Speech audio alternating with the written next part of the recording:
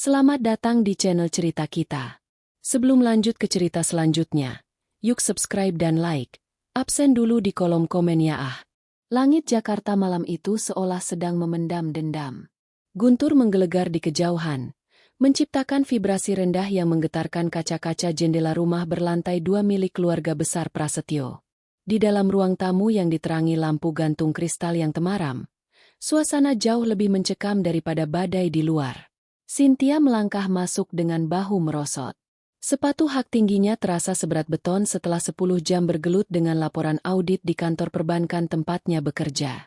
Rambutnya sedikit acak-acakan, dan yang ia inginkan hanyalah mandi air hangat, lalu tenggelam dalam keheningan kamarnya. Namun, begitu kakinya melewati ambang pintu, keheningan adalah hal terakhir yang ia dapatkan. Akhirnya, si nyonya besar pulang juga. Suara melengking Siska, adik iparnya, menyambar sebelum Cynthia sempat meletakkan tasnya di meja konsol. Cynthia menghela napas panjang, mencoba menahan sisa-sisa kesabarannya yang sudah setipis kertas. Ia menoleh dan mendapati Siska berdiri di tengah ruangan dengan mata sembab. Namun wajahnya penuh dengan tuntutan yang agresif. Di sofa panjang, ibu mertuanya, Ibu Rahmi, duduk bersedekap dengan wajah kaku seperti batu granit.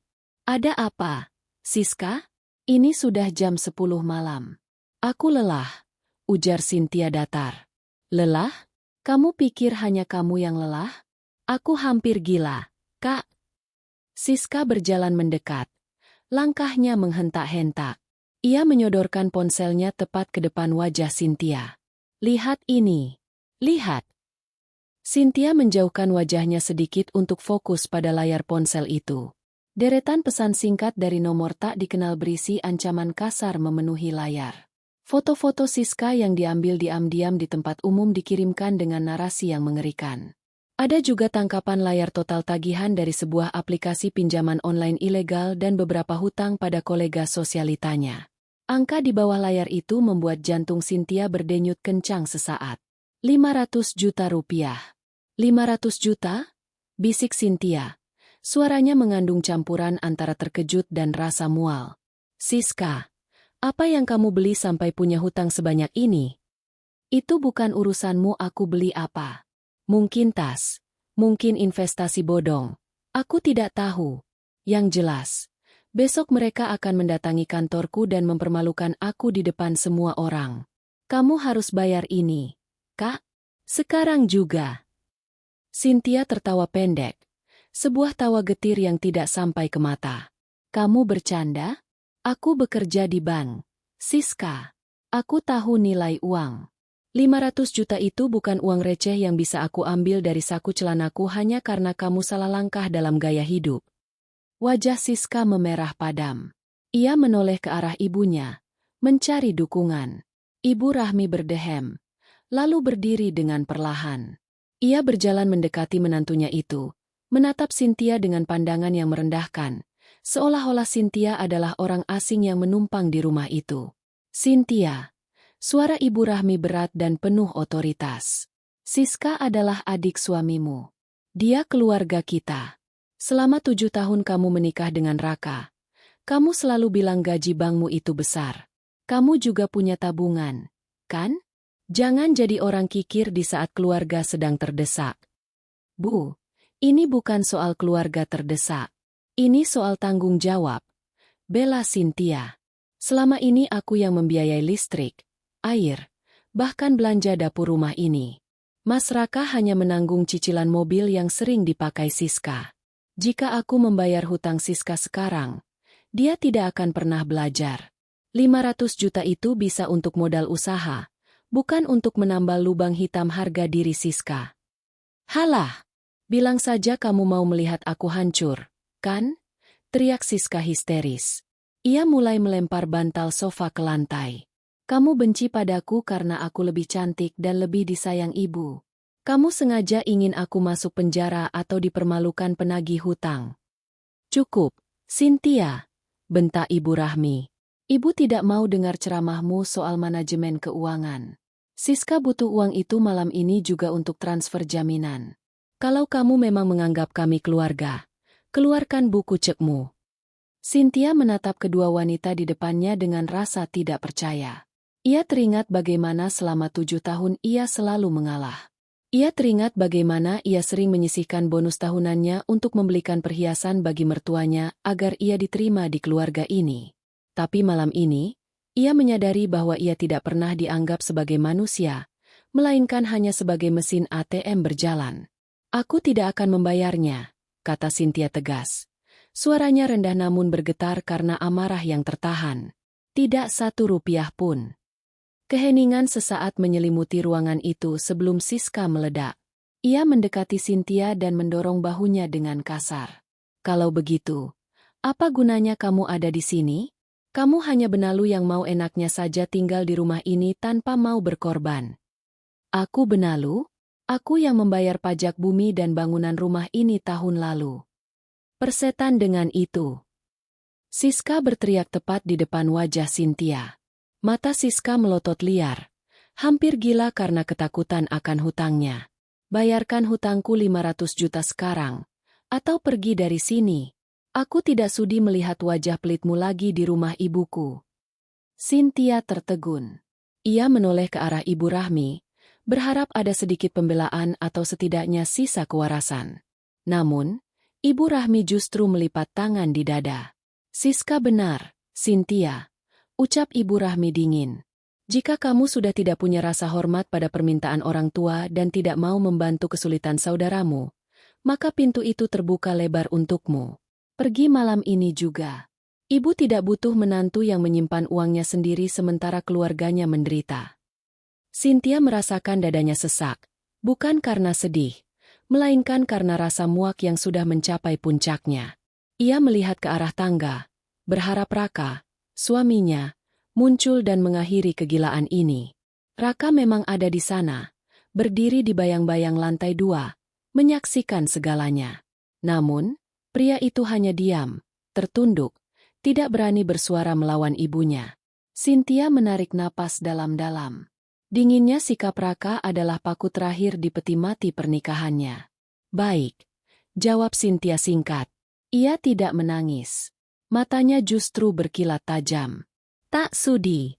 Bayar sendiri hutangmu dengan sisa harga dirimu yang tidak seberapa itu. Ia berbalik, tidak menuju kamar, melainkan langsung menuju pintu utama. Ia tidak butuh membawa banyak barang. Semua yang berharga di rumah ini sudah ia beli dengan uangnya sendiri. Dan ia tahu cara mengambilnya kembali nanti. Cynthia, kamu mau kemana? Kamu belum bayar. Teriak Siska frustrasi. Keluar. Jangan pernah kembali kalau tanganmu masih kosong. Usir Ibu Rahmi sambil menunjuk ke arah pintu yang terbuka. Cynthia melangkah keluar ke bawah guyuran hujan yang tiba-tiba turun dengan deras. Air dingin membasahi pakaian kerjanya yang mahal. Tapi ia merasa lebih bersih daripada saat berada di dalam rumah itu. Di bawah lampu jalan yang remang-remang, ia merogoh kantongnya, mengeluarkan ponsel lain yang selama ini ia rahasiakan dari keluarga itu. Ia mendial sebuah nomor. Halo, Pak Gunawan, ucap Cynthia. Suaranya stabil dan dingin sekeras es. Eksekusi rencana B, tarik semua dukungan logistik untuk bisnis konstruksi keluarga Prasetyo besok pagi.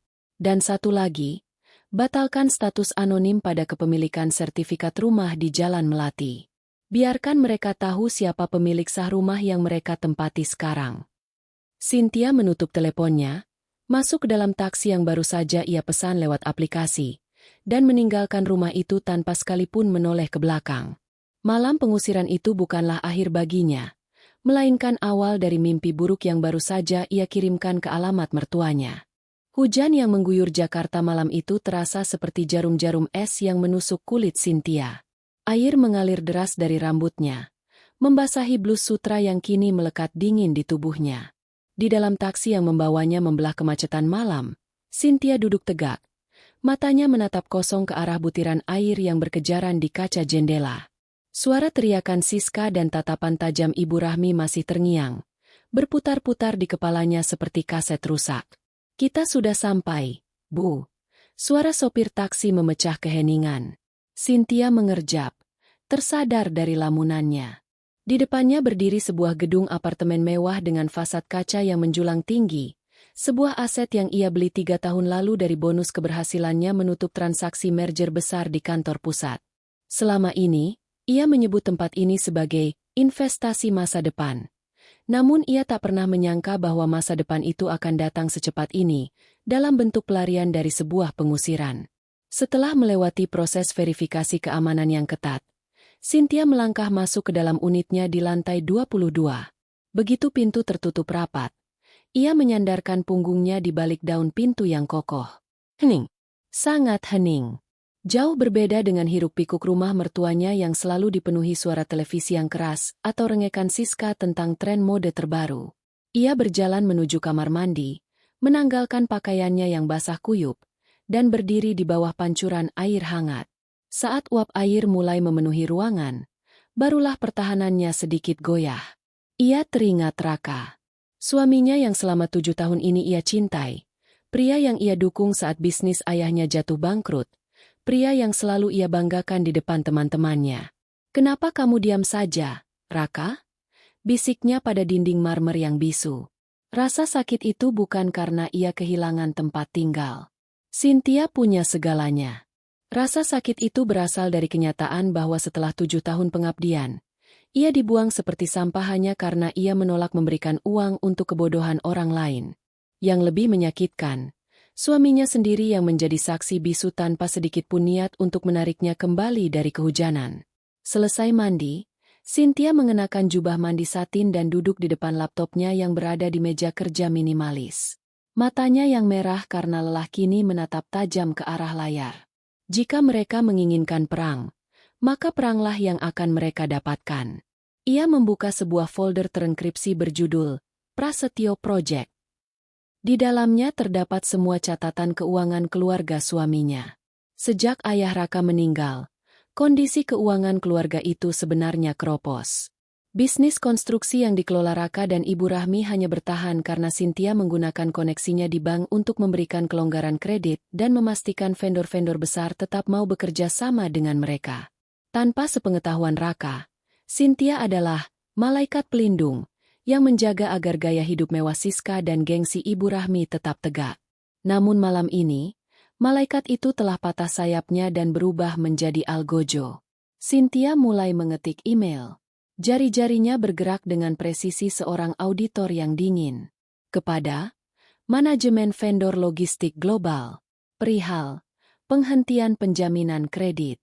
Dengan ini saya menyatakan menarik seluruh penjaminan pribadi atas nama Cynthia terhadap kontrak berjalan PT Prasetyo Bangun Persada. Harap lakukan audit ulang terhadap kelayakan kredit mereka dalam waktu 1x24 jam. Ia menekan tombol send. Itu adalah langkah pertama. Bisnis Raka akan segera mengalami kemacetan pasokan dalam hitungan hari.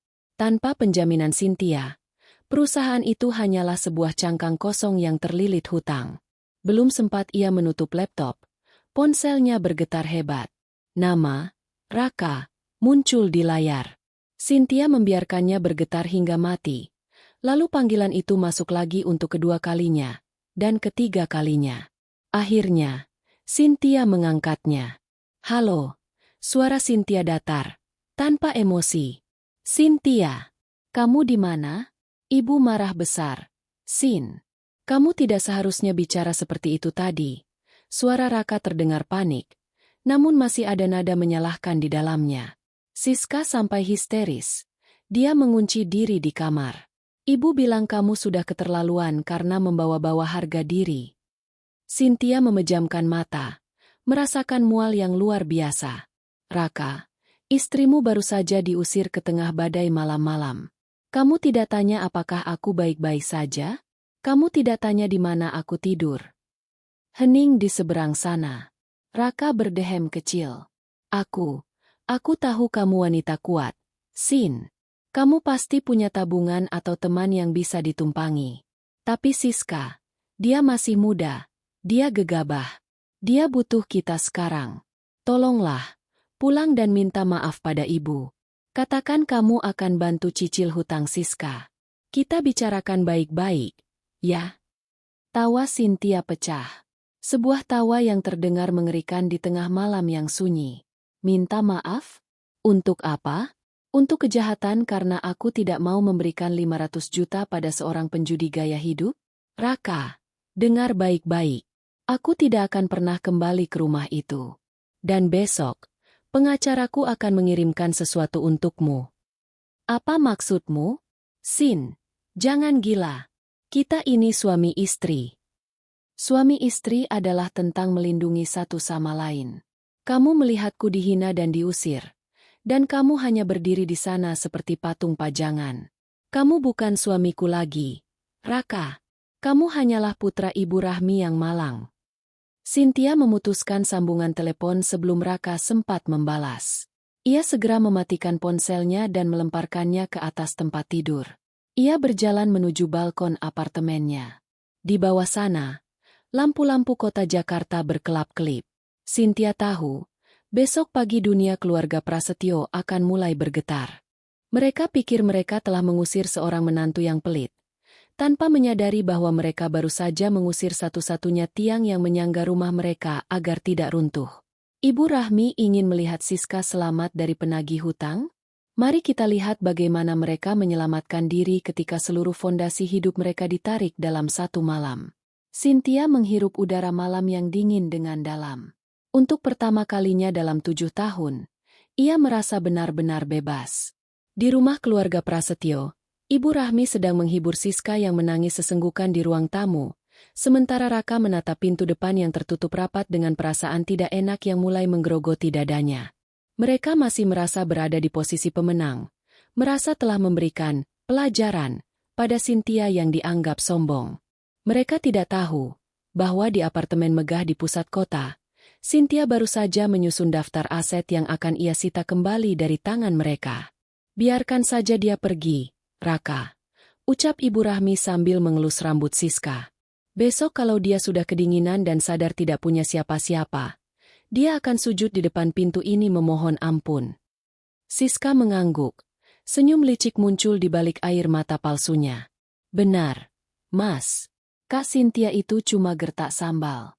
Dia kan cinta mati sama Mas Raka. Besok pasti dia transfer uangnya. Raka hanya diam. Namun, jauh di dalam lubuk hatinya, ada firasat buruk yang membisikkan bahwa malam ini, mereka bukan hanya kehilangan seorang anggota keluarga, melainkan telah mengundang badai yang akan meratakan segalanya hingga ke tanah. Matahari pagi menyelinap melalui celah gorden di rumah keluarga Prasetyo. Namun cahayanya tidak membawa kehangatan. Di meja makan, suasana terasa hambar. Raka duduk memandangi cangkir kopinya yang sudah dingin. Biasanya, pada jam seperti ini, Cynthia sudah menyiapkan sarapan, merapikan dasinya, dan memberikan daftar jadwal yang harus ia selesaikan di kantor. Kini, hanya ada piring kosong dan keheningan yang menyesakkan. Ibu Rahmi keluar dari kamarnya dengan daster sutra. Wajahnya masih menunjukkan sisa-sisa keangkuhan semalam. Raka, kenapa belum berangkat? Dan di mana sarapan? Apa Cynthia belum pulang untuk menjalankan kewajibannya? Raka mendongak. Matanya tampak kusam karena kurang tidur. Dia tidak akan pulang, Bu. Semalam dia bilang akan mengirim pengacara. Pengacara? Gertak sambal. Ibu Rahmi menarik kursi dan duduk dengan kasar. Dia hanya ingin menakut-nakuti kita agar kita memohon padanya. Dia itu yatim piatu. Raka, dia tidak punya siapa-siapa selain kita. Mana mungkin dia berani menceraikanmu dan kehilangan status sebagai menantu keluarga Prasetyo. Siska muncul dari arah dapur dengan wajah sembab yang dipaksakan. Mas, bagaimana dengan hutangku? Orang-orang itu sudah mengirim pesan lagi. Mereka bilang kalau sampai jam 2 siang ini tidak ada uang jaminan, mereka akan menyebarkan foto-fotoku ke seluruh kontak di ponselku. Aku bisa gila, Mas. Sabar, Siska, ujar Raka frustrasi. Mas sedang usahakan. Mungkin Mas bisa tarik dana dari proyek renovasi gudang di Marunda. Raka sebenarnya tahu bahwa kondisi keuangan perusahaannya, PT Prasetyo Bangun Persada, sedang di ujung tanduk. Selama ini, Cynthialah yang mengatur arus kas agar tetap terlihat sehat di mata bank. Raka hanya tahu menjalankan proyek, sementara urusan, dapur, keuangan sepenuhnya berada di tangan istrinya. Tanpa Cynthia di sisinya pagi ini, Raka merasa seperti kapten kapal yang kehilangan kompas di tengah badai. Saat ia tiba di kantor, kegelisahan Raka berubah menjadi kenyataan pahit. Sekretarisnya, Maya, berlari menyongsongnya dengan wajah pucat pasi di lobi kantor. "Pak Raka, syukurlah Bapak sudah sampai. Kita punya masalah besar," ucap Maya dengan napas terengah-engah. "Ada apa? Masalah material lagi?" tanya Raka mencoba tenang. "Bukan hanya itu, Pak. Vendor logistik global baru saja mengirim surat resmi. Mereka membatalkan seluruh pengiriman semen dan baja untuk 3 proyek besar kita. Alasan mereka, penjaminan kredit pribadi atas nama Ibu Cynthia telah dicabut secara mendadak." Jantung Raka seolah berhenti berdetak. "Dicabut? Maksudmu?" Cynthia menarik jaminannya. "Bukan hanya itu, Pak. Bank juga baru saja menelepon. Mereka mendeteksi adanya perubahan profil risiko pada akun perusahaan kita karena aset yang selama ini dijadikan jaminan tambahan. Ternyata adalah aset pribadi Ibu Cynthia yang statusnya sekarang dalam sengketa administratif. Mereka membekukan fasilitas overdraft kita sampai ada penjelasan lebih lanjut." Raka masuk ke ruangannya dan membanting pintu. Ia mencoba menelepon Cynthia berkali-kali, namun nomornya tetap tidak aktif. Ia kemudian mencoba menelepon kantor pusat perbankan tempat Cynthia bekerja, namun resepsionis hanya menjawab bahwa Ibu Cynthia sedang mengambil cuti tahunan yang mendadak dan tidak bisa diganggu. Di tengah kepanikannya, pintu ruangannya terbuka. Ibu Rahmi dan Siska masuk tanpa mengetuk. Siska menangis histeris. "Mas, mereka sudah mulai menelepon teman-temanku. Katanya aku penipu. Mas, tolong." "Diam, Siska. Aku sedang pusing," bentak Raka. Untuk pertama kalinya ia bersuara keras pada adiknya. Ibu Rahmi terkejut melihat reaksi putranya. "Raka, jangan bentak adikmu. Dia sedang kesulitan. Kenapa kamu tidak telepon Cynthia saja? Suruh dia selesaikan ini semua. Dia kan kerja di bank. Pasti punya banyak cara." "Cynthia sudah menutup semua akses, Bu." Raka berteriak sambil mengacak rambutnya. "Ibu tidak mengerti, kan? Selama ini yang membuat perusahaan ini tegak bukan kehebatan Raka, tapi jaringan dan jaminan dari Cynthia. Sekarang dia menarik semuanya. Kita akan bangkrut dalam hitungan hari jika dia tidak balik menjamin kita." Wajah Ibu Rahmi berubah pucat sesaat, namun keangkuhannya kembali menyelimuti. "Mustahil. Dia itu cuma istri. Hartanya adalah hartamu juga. Secara hukum, kamu punya hak atas uangnya." "Ibu salah." Suara seorang pria asing terdengar dari ambang pintu. Seorang pria paruh-baya dengan setelan jas rapi dan tas koper kulit berdiri di sana. Di sampingnya, berdiri 2 orang asisten yang membawa map tebal. "Siapa Anda? Berani sekali masuk ke ruangan saya tanpa izin," tantang Raka. "Nama saya Baskara, kuasa hukum Ibu Cynthia," ucap pria itu dengan nada dingin dan profesional. Ia berjalan menuju meja Raka dan meletakkan sebuah map merah di atasnya. "Saya kesini untuk menyampaikan 2 hal. Pertama, surat gugatan cerai resmi dari klien saya. Beliau tidak menuntut harta gonogini, karena menurut catatan kami, hampir seluruh aset yang ada saat ini adalah hasil dari jerih payah klien saya sebelum dan selama pernikahan, yang dilindungi oleh perjanjian pranikah yang Anda tanda tangani 7 tahun lalu." Raka tertegun. Ia teringat dokumen yang ia tanda tangani dulu hanya karena ia sangat mencintai Cynthia dan tidak peduli dengan harta. Ia pikir itu hanya formalitas. "Kedua," lanjut Baskara sambil menatap Ibu Rahmi dan Siska dengan pandangan merendahkan. "Klien saya meminta saya untuk mengingatkan bahwa rumah yang Anda tempati di Jalan Melati sebenarnya telah berpindah tangan kepemilikannya menjadi milik pribadi Ibu Cynthia sejak setahun lalu, ketika klien saya melunasi hutang judi mendiang ayah Anda agar rumah itu tidak disita bank. Klien saya membiarkan Anda tinggal di sana karena rasa hormat. Namun, mengingat kejadian semalam, rasa hormat itu telah habis." Siska terjatuh lemas di lantai. Ibu Rahmi memegangi dadanya. Wajahnya kini benar-benar putih seperti kertas. "Maksudmu rumah itu milik Cynthia?" bisik Ibu Rahmi gemetar.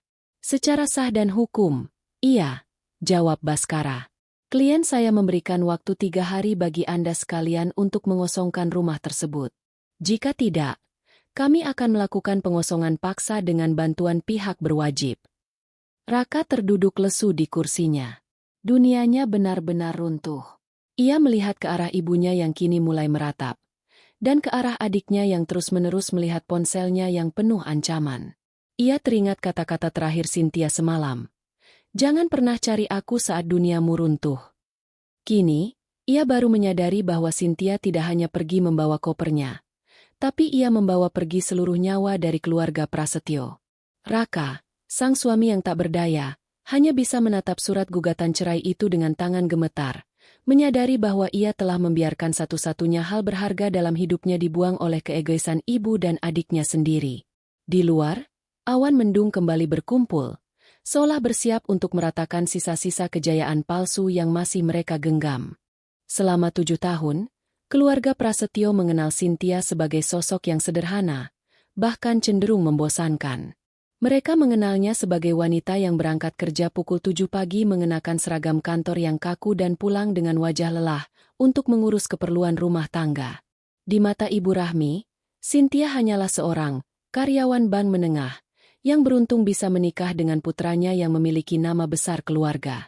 Namun, di balik fasad rutinitas itu, terdapat sebuah kehidupan yang tak pernah mereka bayangkan. Pagi itu, di lantai teratas sebuah gedung perkantoran prestisius di kawasan Sudirman, Cynthia tidak lagi mengenakan seragam banknya. Ia berdiri di depan jendela kaca besar yang menampilkan panorama kota, mengenakan setelan powersuit berwarna biru gelap yang dipadukan dengan bros mutiara langka. Rambutnya disanggul rapi, dan tatapan matanya tajam, memancarkan otoritas yang selama ini ia sembunyikan di balik senyum sopan di meja makan mertuanya. Pintu kantornya diketuk pelan. Seorang pria muda dengan tablet di tangan masuk. Selamat pagi, Bu Cynthia. Semua tim sudah berkumpul di ruang rapat. Perwakilan dari perusahaan vendor logistik juga sudah hadir untuk menandatangani pemutusan kontrak dengan PT Prasetyo Bangun Persada. Cynthia berbalik. Terima kasih, Adrian. Apakah Pak Gunawan sudah menyiapkan laporan mengenai aset-aset yang akan kita akuisisi minggu ini? Sudah, Bu. Termasuk semua piutang macet keluarga Prasetyo yang sudah kita beli dari pihak ketiga. Cynthia mengangguk pelan. Inilah rahasia yang ia simpan rapat-rapat. Ia bukan sekadar karyawan biasa.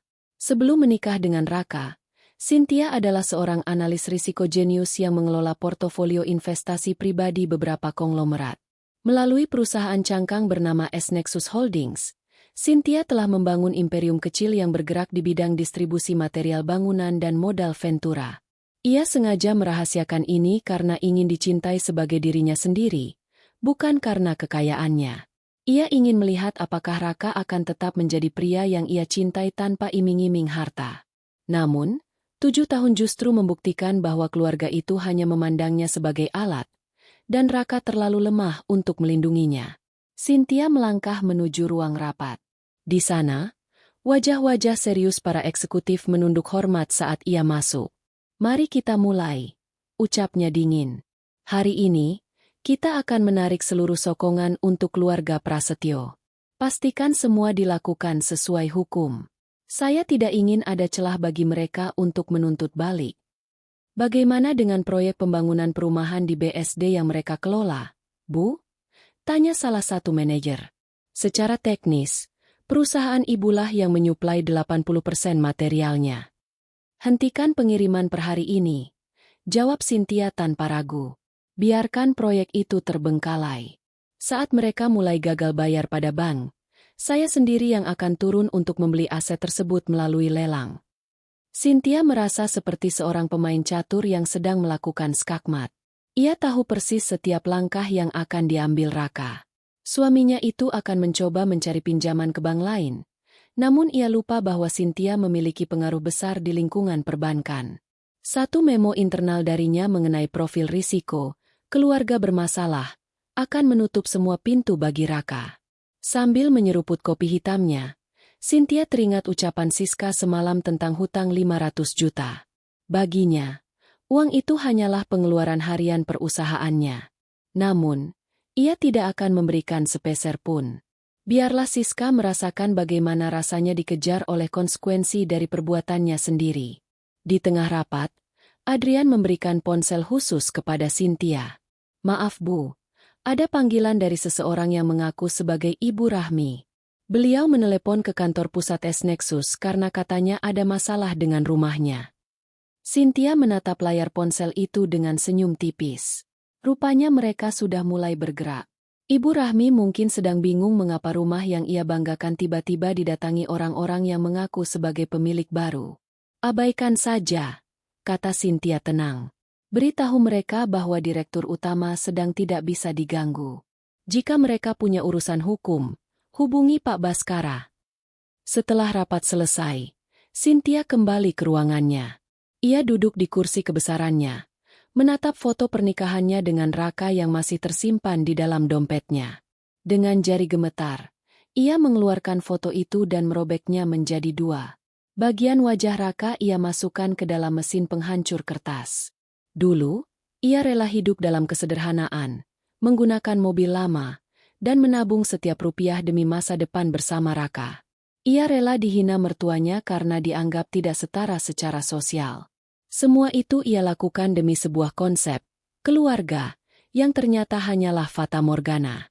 Kini, Cynthia tidak lagi perlu bersembunyi. Jika keluarga Prasetyo ingin tahu siapa sebenarnya menantu yang mereka usir malam itu, mereka akan segera merasakannya melalui dinginnya lantai jalanan dan hancurnya bisnis yang mereka banggakan. "Malam itu kalian memintaku pergi karena aku tidak mau membayar hutang," bisik Cynthia pada ruangan yang luas itu. "Sekarang, aku akan pastikan kalian membayar semua air mata dan pengabdianku selama 7 tahun ini dengan harga yang jauh lebih mahal." Cynthia berdiri, menatap matahari yang mulai meninggi di atas langit Jakarta. Permainan baru saja dimulai, dan kali ini, ia yang memegang semua kartu as di tangannya. Kekacauan di rumah keluarga Prasetyo dimulai tepat pukul 10 pagi, saat matahari bersinar terik namun suasana di dalam rumah terasa mencekam. Suara gedoran pintu kayu jati yang kokoh itu terdengar seperti dentuman meriam, menghancurkan ketenangan semu yang coba dibangun oleh Ibu Rahmi. Siska, yang sejak pagi meringkuk di pojok sofa dengan rambut kusut, terlonjak kaget hingga ponselnya terjatuh ke lantai. "Buka pintunya, Ska. Jangan jadi pengecut," teriak sebuah suara parau dari luar, diikuti oleh suara beberapa pria lain yang tertawa mengejek. Ibu Rahmi keluar dari kamar dengan wajah pucat. "Raka, Raka, di mana kamu? Lihat siapa itu di depan," teriaknya mencari anak laki-lakinya.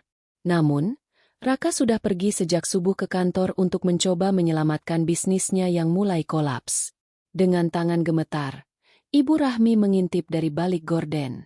Di depan pagar rumahnya, 2 motor besar terparkir melintang. 3 orang pria berbadan tegap dengan jaket kulit hitam dan wajah sangar berdiri di sana.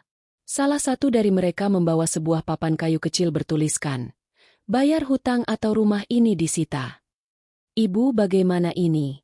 tangis Siska pecah. Itu orang-orang dari aplikasi Pinjam Kilat dan kolega Kak Meli. Mereka benar-benar datang. Ibu Rahmi, yang selama ini selalu menjaga wibawanya di depan tetangga, merasa dunianya runtuh. Ia melihat tetangga sebelah rumahnya mulai mengintip dari balik pagar dengan tatapan penasaran dan berbisik-bisik. "Siska, kau bilang hanya 500 juta. Kenapa mereka sampai berani datang ke rumah?" "Aku tidak tahu, Bu. Bunga dan denda mereka membengkak setiap jam." Siska menjerit histeris. Ibu Rahmi terpaksa membuka pintu sedikit, berharap bisa bernegosiasi. Namun, begitu pintu terbuka 10 cm, salah satu penagih hutang menahannya dengan sepatu botnya yang kotor. "Mana Siska? Kami butuh kepastian sekarang. 550 juta, termasuk denda hari ini.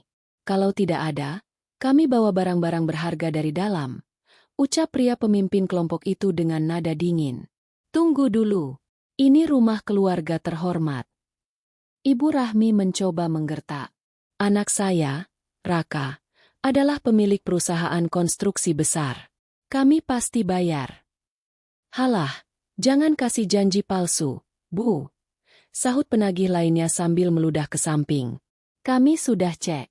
Perusahaan anak ibu sedang diblokir bank. Bahkan kami dengar vendor-vendor sudah menarik barang mereka.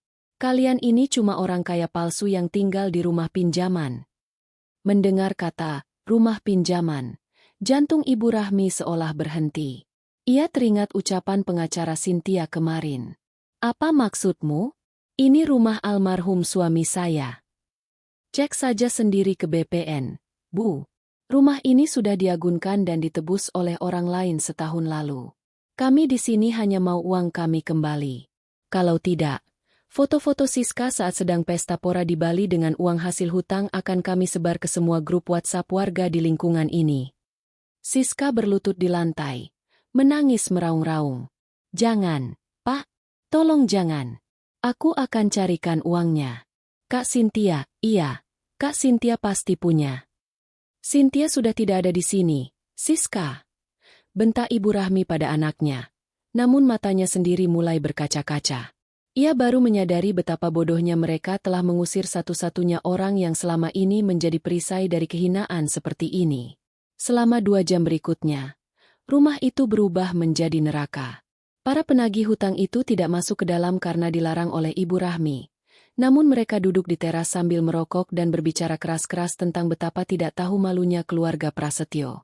Setiap kali ada kurir atau tetangga yang lewat, mereka akan berteriak, "Woi, di sini ada penipu." Ibu Rahmi mencoba menelepon Raka. Namun Raka hanya menjawab dengan nada putus asa bahwa ia sedang berada di bank dan semua permohonan pinjamannya ditolak secara misterius. "Ibu, semua pintu tertutup. Seolah-olah ada orang besar yang memerintahkan semua bank untuk memblacklist nama kita," ujar Raka di telepon sebelum menutupnya dengan kasar. Di tengah keputusasaan itu, Siska merangkak menuju laci meja kerja mendiang ayahnya. Ia mencari-cari sesuatu, apa saja, perhiasan atau surat berharga yang bisa dijual. Namun, ia hanya menemukan map-map kosong. Semua perhiasan Ibu Rahmi sudah habis digadaikan Siska secara diam-diam beberapa bulan lalu untuk menutupi hutang lamanya. "Bu, perhiasan ibu di kotak merah di mana?" tanya Siska gemetar. Ibu Rahmi menatap anaknya dengan tatapan kosong. "Sudah kamu ambil bulan lalu, Siska. Kamu bilang untuk modal bisnis cateringmu yang ternyata bohong itu." Ibu Rahmi terduduk di lantai ruang tamu yang dingin. Ia menatap foto suaminya di dinding.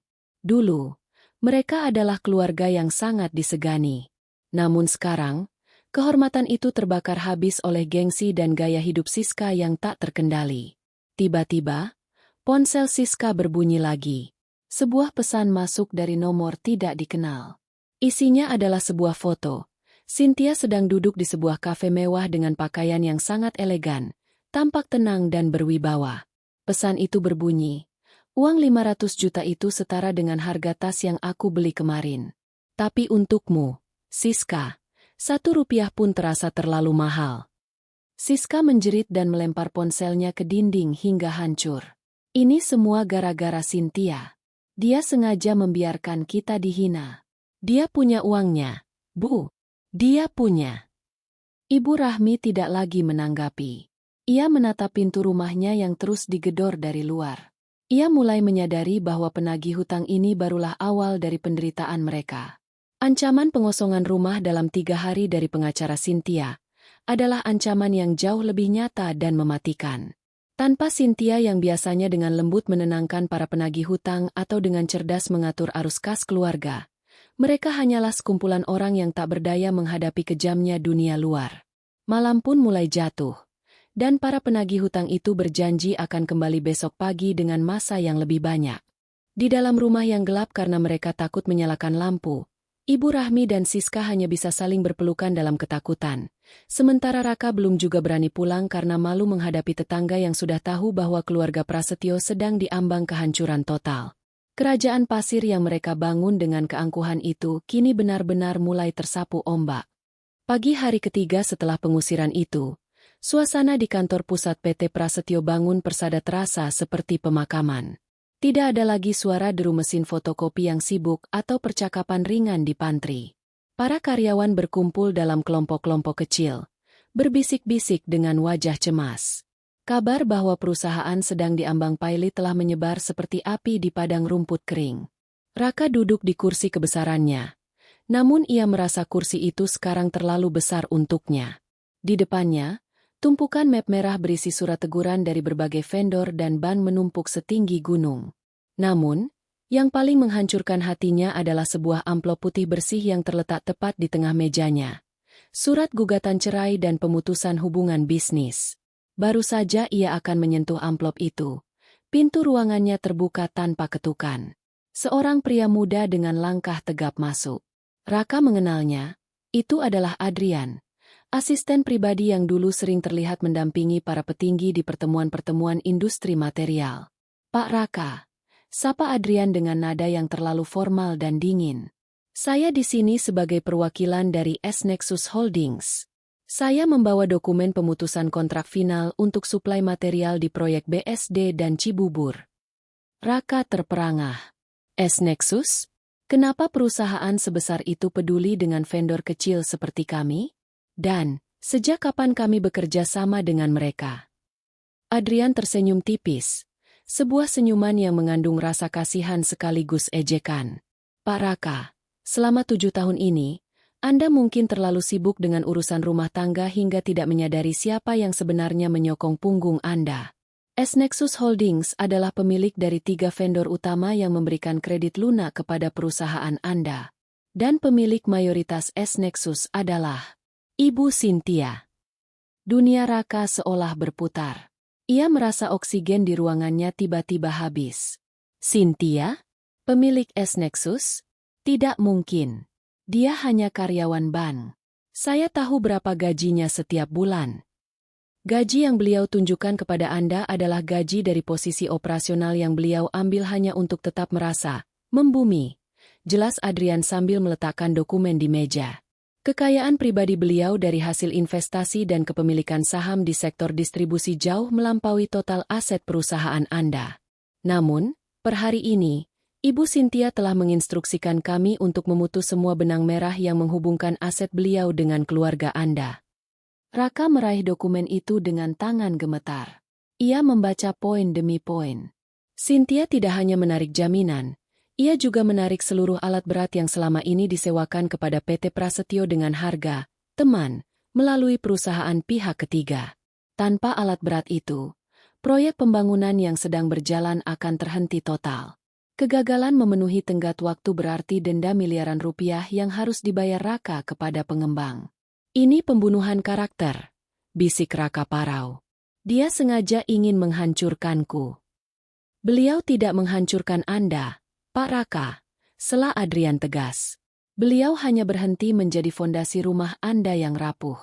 Anda dan keluarga Anda yang merobohkannya sendiri saat Anda membiarkan beliau diusir malam itu. Setelah Adrian pergi, Raka membaca surat cerai itu. Cynthia tidak meminta 1 rupiah pun harta Gonogini. Mengapa?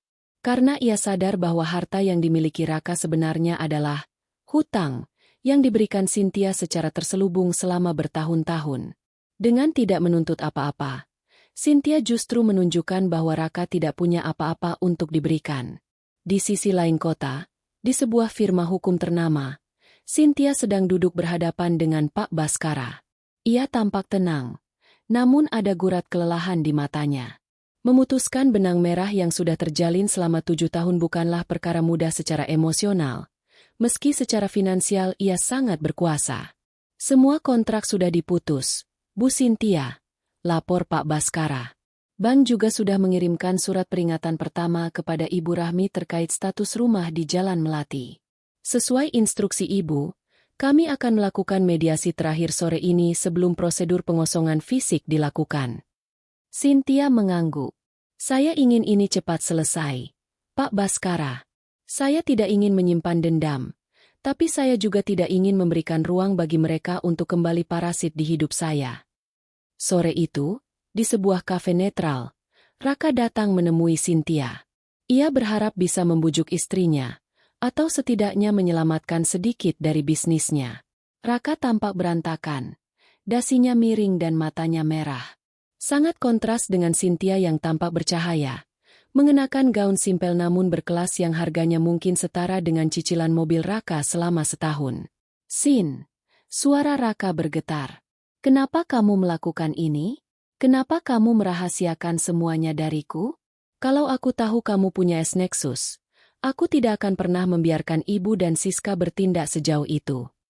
Cynthia menatap Raka dengan tatapan yang membuat pria itu merasa sangat kecil. Itulah masalahnya, Raka. Kamu baru akan membelaku jika kamu tahu aku punya uang. Kamu baru akan menghargaiku jika aku punya kuasa. Selama 7 tahun, aku menjadi istri yang patuh, menantu yang sabar, dan kakak ipar yang royal.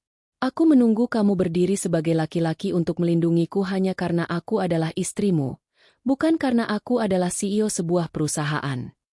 Tapi 500 juta itu, kamu bisa membayarnya dengan mudah, kan?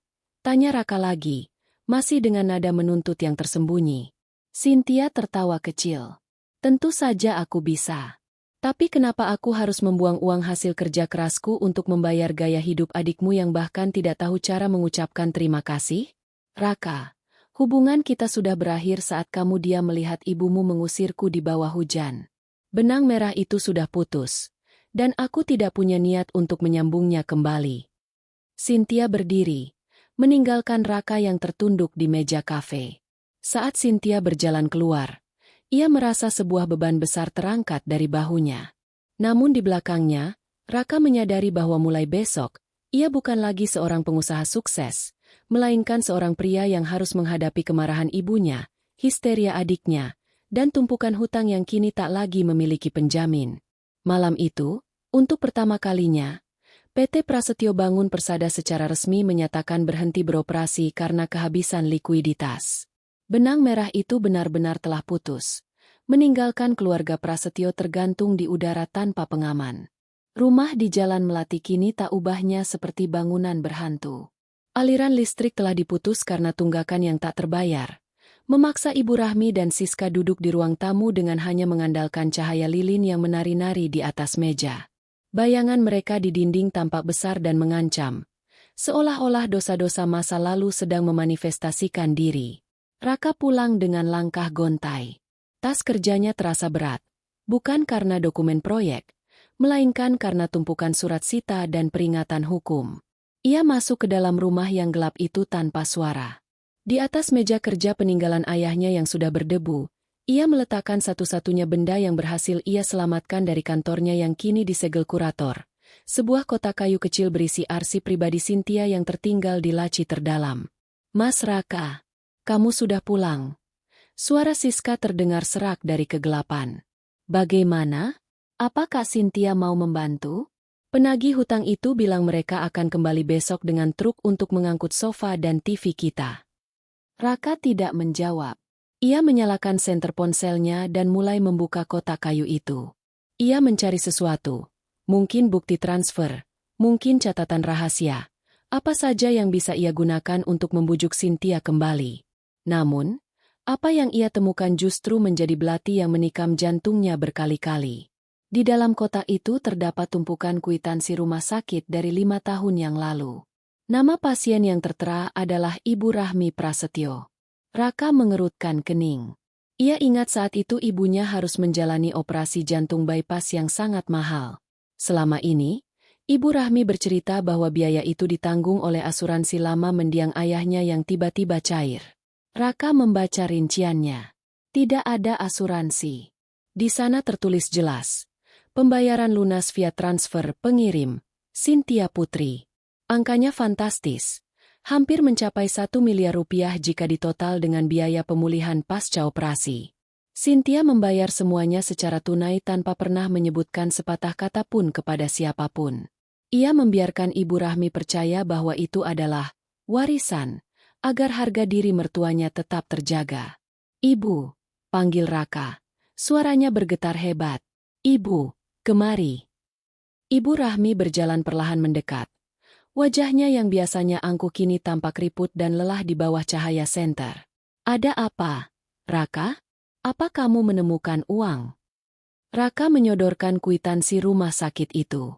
Ibu bilang biaya operasi jantung ibu dulu dari asuransi ayah. Lihat ini, Bu, lihat siapa yang membayar semuanya. Ibu Rahmi mengambil kertas itu dengan tangan gemetar. Ia memicingkan mata, membaca nama Cynthia di kolom pengirim. Ia terdiam. Napasnya mulai pendek-pendek. Ini pasti salah cetak. Cynthia mana punya uang sebanyak itu dulu? Dia punya, Bu. Dia punya segalanya. Raka berteriak frustrasi. Air mata mulai mengalir di pipinya. Dan bukan hanya itu. Lihat folder ini. Raka membuka dokumen lain. Isinya adalah surat perjanjian pelunasan hutang judi mendiang ayah Raka kepada pihak ketiga.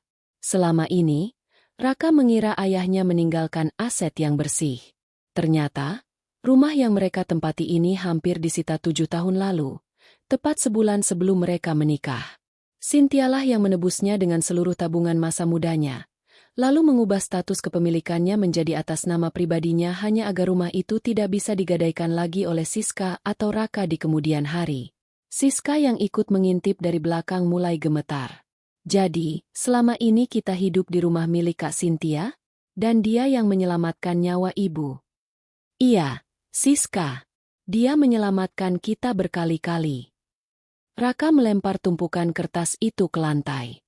Dia membiayai sekolahmu. Dia membayar hutang-hutang kecilmu yang dulu kamu bilang hilang. Dia menjaga kesehatan ibu. Dan apa yang kita berikan padanya?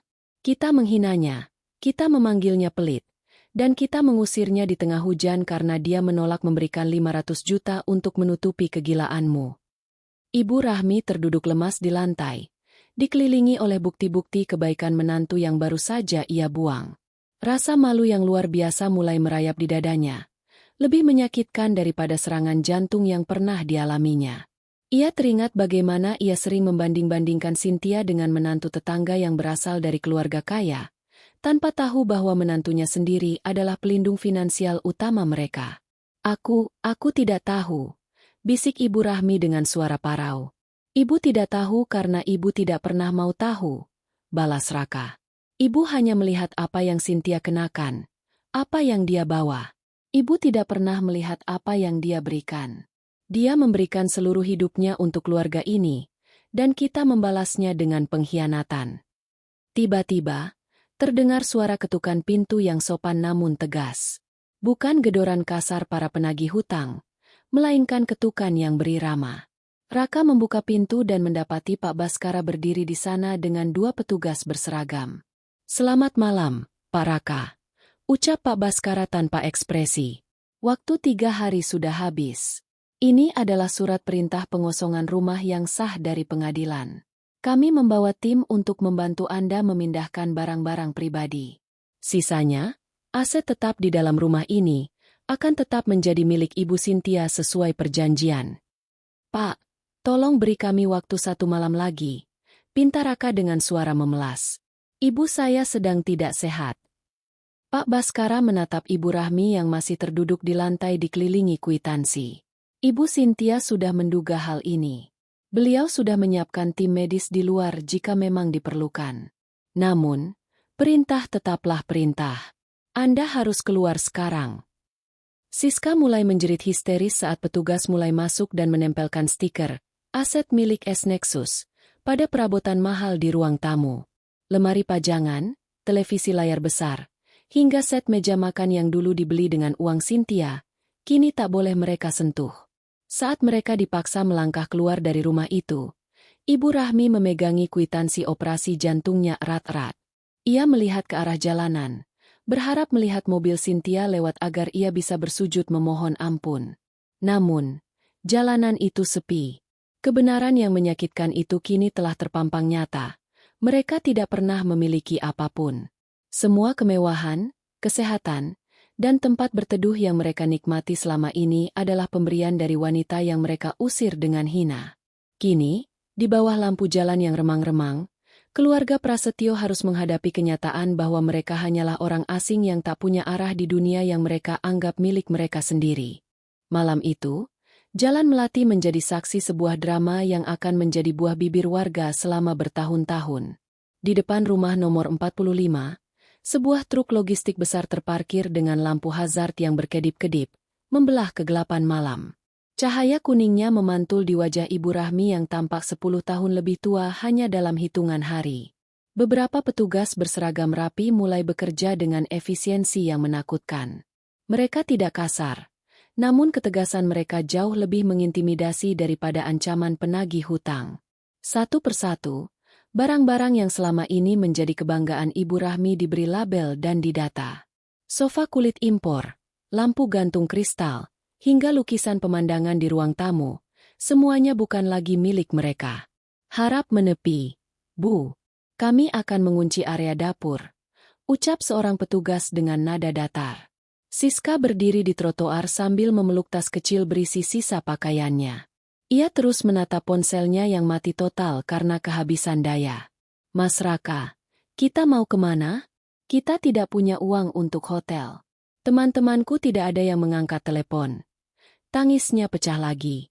Raka tidak menyahut. Ia berdiri di samping ibunya, memegangi pundak wanita tua itu yang terus bergetar. Ia melihat petugas mengeluarkan koper-koper berisi pakaian mereka. Hanya itu yang diizinkan untuk dibawa. Semua perabotan yang dibeli menggunakan uang Cynthia atau yang berada di dalam rumah saat Cynthia melunasi hutang rumah tersebut, kini disita secara sah. Ini tidak adil, teriak Ibu Rahmi tiba-tiba. Suaranya melengking di keheningan malam. Cynthia tidak bisa melakukan ini. Aku ini ibunya. Aku yang membesarkan Raka. Dia tidak punya hak mengusir orang tua ke jalanan. Pak Baskara, yang sedang memantau proses eksekusi, berjalan mendekat. Ia mengeluarkan sebuah dokumen tebal dengan segel resmi pemerintah. Ibu Rahmi, mari kita bicara berdasarkan fakta hukum. Rumah ini sudah dilelang secara tertutup setahun lalu karena kegagalan almarhum suami ibu membayar hutang pada pihak ketiga. Ibu Cynthia-lah yang membelinya untuk menyelamatkan muka keluarga Anda.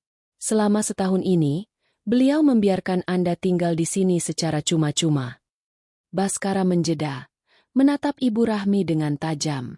Namun, sesuai dengan hukum perdata, pemilik sah berhak membatalkan hak guna pakai kapan saja. Dan mengingat pengusiran yang Ibu lakukan terhadap klien saya, beliau memutuskan untuk menggunakan haknya. Sekarang, silakan tanda tangani berita acara penyerahan kunci ini. Ibu Rahmi menolak menyentuh pulpen itu. Ia justru jatuh terduduk di aspal jalanan yang dingin. Cynthia, di mana dia? Panggil dia ke sini. Aku mau bicara. Ibu Cynthia tidak akan datang, jawab Baskara dingin. Beliau terlalu sibuk mengurus akuisisi aset-aset PT Prasetyo yang mulai dilelang oleh bank. Jika ibu ingin bicara, bicaralah pada pengadilan nanti. Proses eksekusi berlanjut. Raka hanya bisa terdiam saat melihat pagar rumahnya digembok dengan rantai besar dan dipasangi papan pengumuman resmi. Milik S-Nexus Holdings, dilarang masuk. Kehancuran itu terasa begitu total. Dalam hitungan jam, mereka kehilangan tempat berteduh. Tetangga-tetangga mulai keluar dari rumah mereka, menonton dari kejauhan dengan tatapan yang beragam. Ada yang kasihan, namun lebih banyak yang mencibir. Mereka yang dulu sering dipuji karena kekayaan dan keharmonisan keluarga, kini berdiri di pinggir jalan seperti gelandangan terhormat. Mas, lihat. Siska menunjuk ke arah ujung jalan. Sebuah mobil sedan mewah berwarna hitam perlahan melintas. Kaca mobil itu gelap. Namun saat melewati gerombolan keluarga Prasetyo, kaca belakang turun sedikit. Hanya sedikit. Namun cukup bagi Raka untuk melihat profil samping wajah Cynthia. Wanita itu tidak menoleh. Ia hanya menatap lurus ke depan. Wajahnya tampak tenang dan tak terjangkau. Cynthia! Cynthia, ampuni kami! Teriak Ibu Rahmi sambil berusaha mengejar mobil itu. Namun kakinya yang lemah membuatnya terjatuh lagi. Mobil itu terus melaju, menghilang di tikungan jalan tanpa sedikit pun mengerem. Dingin. Cynthia benar-benar telah menjadi es yang tak tersentuh oleh air mata mereka. Kita harus pergi dari sini, Bu, bisik Raka parau. Malu dilihat orang. Pergi kemana, Raka? Kemana? Tangis Siska histeris. Aku lapar. Aku kedinginan. Ini semua gara-gara Kak Cynthia. Bukan, sela Raka dengan nada suara yang dalam dan penuh penyesalan. Ini semua gara-gara kita. Kita yang meminta dia pergi malam itu. Siska. Kita yang berteriak menyuruhnya keluar dari sini. Sekarang, dia hanya memberikan apa yang kita minta. Kita bebas dari dia. Tapi kita juga bebas dari perlindungannya. Raka mengangkat koper ibunya dan mulai berjalan menjauh dari rumah yang selama ini menjadi lambang kesombongan mereka. Di belakangnya, Ibu Rahmi dan Siska mengikuti dengan langkah gontai. Mereka tidak punya tujuan. Apartemen Raka sudah disita, rekening bank mereka dibekukan, dan nama mereka sudah tercemar di seluruh lingkungan sosial. Malam itu, keluarga Prasetyo yang dulu terpandang, terpaksa menumpang di sebuah musala kecil di ujung gang sempit. Mereka tidur di atas tikar pandan yang keras, ditemani nyamuk dan suara bising kendaraan. Ibu Rahmi terus memegangi dadanya, bukan karena sakit fisik, tapi karena rasa sesak yang luar biasa melihat Siska harus tidur meringkuk di lantai. Di kejauhan, lampu-lampu gedung pencakar langit Jakarta bersinar terang. Di salah satu lantai teratas, Cynthia mungkin sedang menyesap teh hangatnya, menutup bab lama dalam hidupnya dan bersiap untuk menghancurkan apa yang tersisa dari keangkuhan keluarga Prasetyo di pengadilan besok pagi. Eksekusi rumah hanyalah pembukaan. Kehancuran yang sesungguhnya baru saja dimulai. Gedung pencakar langit yang menjadi markas besar S-Nexus Holdings berdiri megah di pusat distrik bisnis Jakarta. Dinding kacanya memantulkan cahaya matahari pagi yang menyilaukan. Di lobi yang luas dan dingin dengan lantai marmer mengkilap, suasana tampak sangat kontras dengan pemandangan di depannya. Di sana, di pelataran luas sebelum pintu putar otomatis, 3 orang tampak seperti bercak kusam di atas kanvas yang sempurna. Raka, Ibu Rahmi, dan Siska berdiri dengan pakaian yang sudah kusut. Mereka telah menghabiskan malam di musala dan pagi harinya mencoba membersihkan diri seadanya. Ibu Rahmi tampak sangat rapuh. Tangannya terus memegangi lengan Raka agar tidak jatuh. Sementara Siska, wajahnya yang biasa dipenuhi riasan mahal kini terlihat kuyu dan penuh ketakutan. "Raka, apa kamu yakin dia ada di sini?" bisik Ibu Rahmi dengan suara gemetar. "Ini kantor pusat perusahaannya, Bu. Adrian bilang dia akan ada di sini untuk rapat pemegang saham pagi ini," jawab Raka dengan nada putus asa. Tak lama kemudian, sebuah mobil Mercedes-Benz Maybach berwarna hitam metalik meluncur perlahan memasuki lobi. Petugas keamanan dengan seragam safari segera berdiri tegak dan membuka pintu mobil.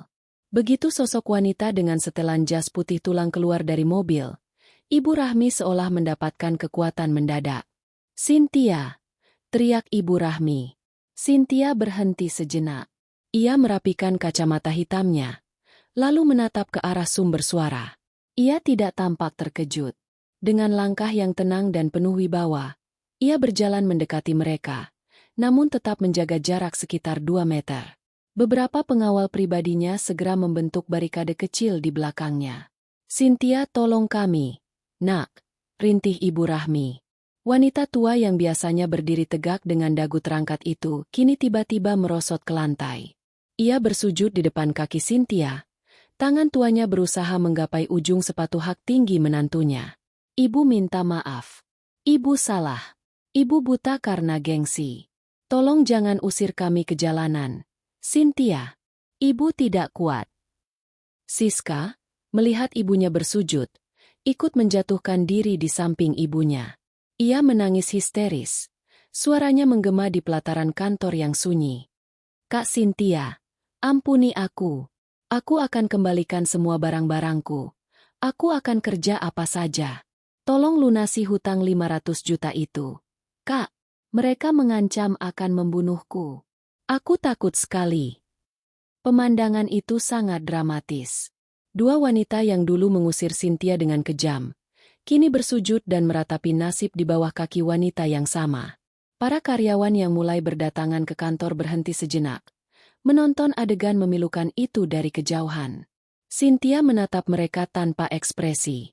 Tidak ada kebencian di matanya, namun juga tidak ada belas kasih. Matanya sedingin es di puncak gunung. "Bangunlah, Bu." Suara Cynthia terdengar jernih namun tajam. "Jangan rendahkan diri ibu di depan umum seperti ini. Ini tidak akan mengubah apapun." "Bagaimana tidak berubah, Sin?" Raka menyela dengan suara parau. Ia tidak bersujud, namun bahunya merosot dalam tanda kekalahan total. Kami tidak punya apa-apa lagi. Bisnisku hancur. Rumah disita. Kami tidur di musala semalam. Apa kamu tega melihat ibuku yang sudah tua menderita seperti ini? Cynthia mengalihkan pandangannya ke arah Raka. Tega? Raka, apakah kamu bertanya tentang rasa tega saat istrimu diusir di bawah badai malam-malam tanpa membawa apapun kecuali harga dirinya? Apakah kamu bertanya tentang rasa tega saat Siska meneriakiku? Benalu, padahal aku yang membayar napas keluarga ini selama 7 tahun. Aku hilaf. Sin. Aku pengecut. Seru Raka. Kehilafanmu berlangsung selama 7 tahun. Raka. Itu bukan hilaf. Itu adalah karakter. Balas Cynthia dingin. Siska menarik-narik ujung celana Cynthia sambil menangis sesenggukan. Kak, 500 juta itu kecil buat kakak, kan? Tolong, sekali ini saja. Setelah itu kakak boleh buang aku. Cynthia menarik kakinya mundur 1 langkah, melepaskan pegangan Siska. Uang 500 juta memang kecil bagiku, Siska. Tapi nilainya terlalu besar jika digunakan untuk membayar orang yang bahkan tidak tahu cara menghargai manusia lain. Aku lebih baik menyumbangkannya ke panti asuhan daripada memberikan 1 rupiah lagi untuk menambal gaya hidupmu. Ibu Rahmi terus menangis. Kepalanya masih menempel di lantai marmer. Cynthia, Ibu mohon, setidaknya beri kami tempat tinggal kecil. Rumah di Jalan Melati itu. Itu kenangan almarhum suamiku. Rumah itu sudah lama hilang karena hutang judi almarhum bapak. Bu, ungkap Cynthia. Suaranya sedikit melunak namun tetap tegas. Aku yang menebusnya. Aku membiarkan ibu tinggal di sana karena aku menganggap ibu adalah ibuku sendiri. Tapi malam itu, ibu menegaskan bahwa aku hanyalah orang asing yang bisa dibuang jika tidak berguna lagi. Sekarang, aku hanya mengikuti keinginan ibu. Aku sudah menjadi orang asing. Cynthia memberi isyarat kepada pengawalnya. Baskara sudah menyiapkan dana bantuan kemanusiaan untuk kalian, sebagai bentuk zakat pribadiku. Cukup untuk menyewa rumah petak sederhana selama setahun dan biaya makan dasar. Selebihnya, Raka, kamu masih punya tangan dan kaki. Bekerjalah sebagai orang biasa. Mulailah dari nol, seperti aku dulu. Tapi Kak, Siska mencoba memotong. Cukup, potong Cynthia dengan wibawa yang tak terbantahkan. Ini adalah terakhir kalinya kalian melihatku secara pribadi. Jika ada urusan lagi, hubungi pengacaraku. Jangan pernah datang ke kantor atau apartemenku lagi. Cynthia berbalik. Langkah kakinya terdengar mantap saat ia berjalan menuju pintu putar gedung. Ia tidak menoleh lagi. Bahkan saat suara tangisan histeris Siska dan rintihan Ibu Rahmi semakin kencang di belakangnya. Di dalam lift kaca yang membawanya menuju lantai teratas, Cynthia melihat bayangan dirinya di cermin. Ia melihat wanita yang kuat, mandiri, dan bebas. Namun, jauh di lubuk hatinya, ada rasa perih yang tipis. Bukan karena ia menyesali keputusannya, tapi karena ia menyadari bahwa cinta yang ia berikan selama 7 tahun ternyata hanya dibalas dengan sujud yang lahir dari ketakutan akan kemiskinan, bukan dari penyesalan yang tulus. Di bawah sana, di pelataran yang mewah itu, keluarga Prasetyo tetap bersujud, menyadari bahwa gerbang emas yang selama ini melindungi mereka telah tertutup rapat selamanya. Mereka telah membuang permata demi segenggam pasir, dan sekarang, mereka harus belajar hidup di tanah yang mereka anggap rendah selama ini. 1 bulan telah berlalu sejak drama di pelataran kantor S-Nexus Holdings menjadi konsumsi publik. Jakarta tetap sibuk dengan hiruk-pikuknya. Tidak peduli pada satu keluarga yang baru saja tergilas oleh roda nasib yang mereka putar sendiri. Di sebuah sudut pinggiran kota yang padat, jauh dari kemewahan kawasan Jalan Melati, terdapat sebuah rumah petak sederhana dengan dinding cat yang mulai mengelupas. Di sanalah sisa-sisa keluarga Prasetyo kini bernaung.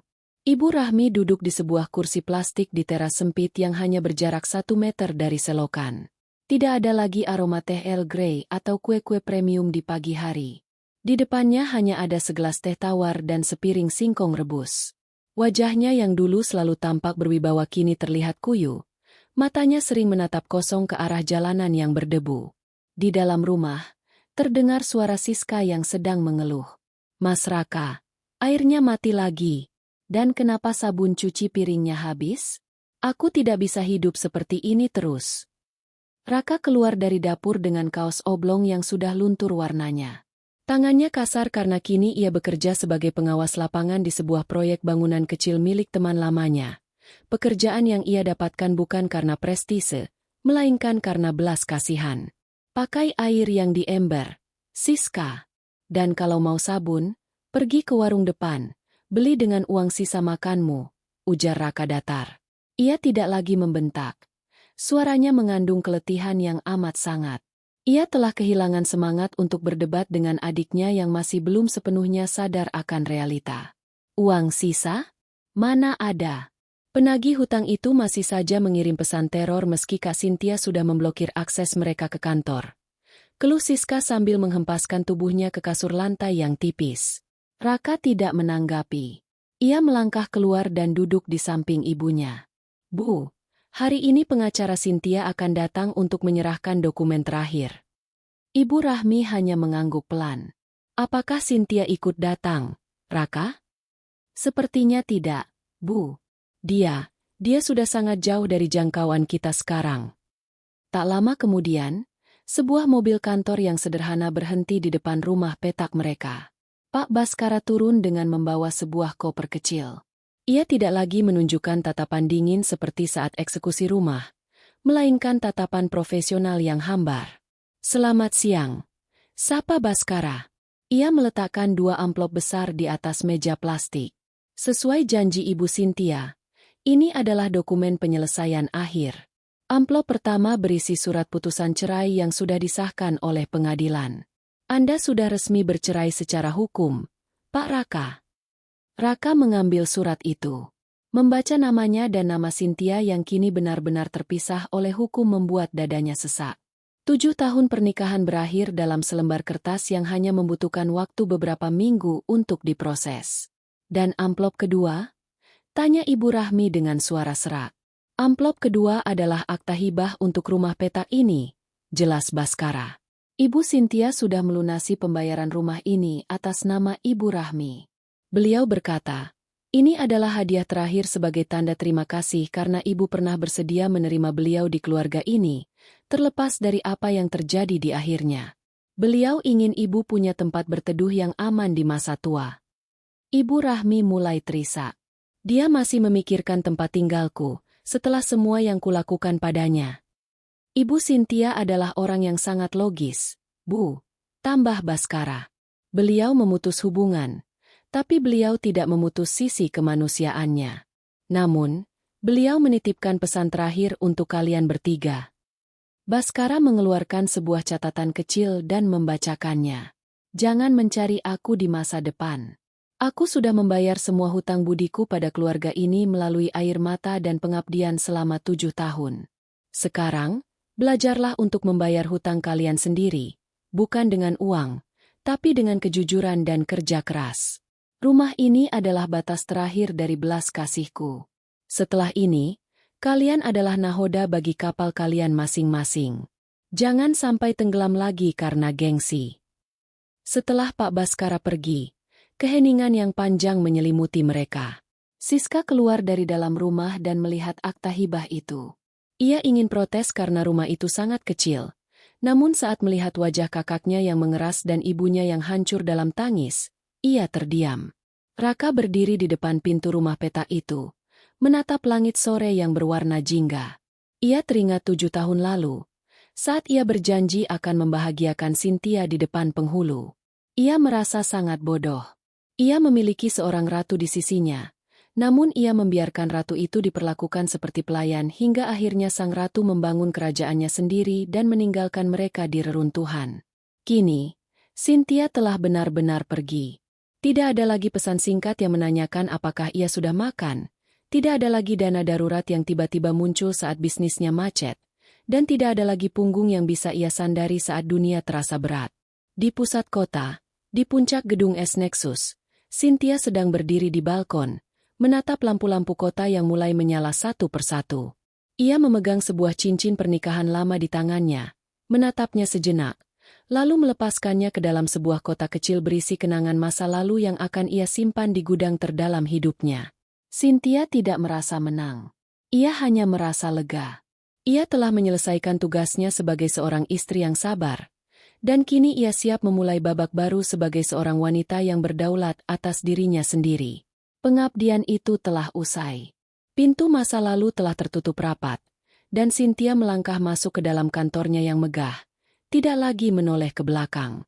Di bawah sana, keluarga Prasetyo mulai menyalakan lampu neon kecil di rumah petak mereka, belajar untuk hidup dalam kesederhanaan yang seharusnya mereka hargai sejak dulu. Tamat.